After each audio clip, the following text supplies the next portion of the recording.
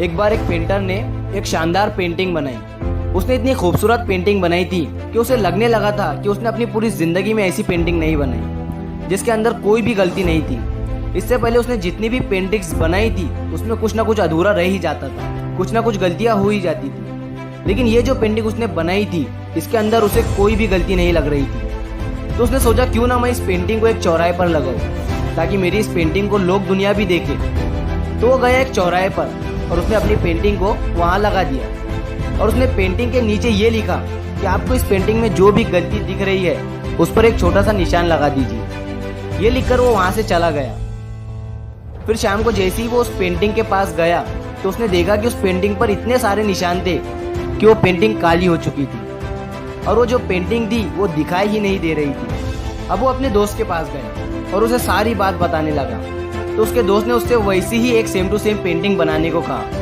तो उसने वैसी ही एक सेम टू सेम पेंटिंग बनाकर अपने दोस्त को दी। फिर उसके दोस्त ने उससे कहा कि इस पेंटिंग को उसी चौराहे पर रखना जहाँ तुमने पहली वाली पेंटिंग रखी थी, लेकिन अब उसके नीचे ये लिखना कि आपको इस पेंटिंग में जो भी गलती दिख रही है उसमें सुधार कर दीजिए, उसमें सुधार कर दीजिए। ये गया भागा भागा उस जगह पर, अपनी पेंटिंग लगाई और उसके दोस्त ने जैसा उससे लिखने को कहा था ये वैसे ही लिखकर वहां से चला गया। शाम हुई। शाम को जैसे ही ये वहां पर पहुंचा तो इसने देखा कि पेंटिंग में कुछ भी बदला हुआ नहीं था। पेंटिंग के अंदर कुछ भी चेंजेस नहीं थे। तो इस कहानी से ये सीख मिलती है कि ये दुनिया सिर्फ गलतियां निकालती है और वही अगर इनसे कहा जाए कि गलती तो निकाल दी आपने, अब इसे सुधार भी दीजिए, तो कोई आगे नहीं आएगा। दोस्तों मैं आपसे फिर कहता हूँ कि कभी भी लोगों की बातों से परेशान मत होइए।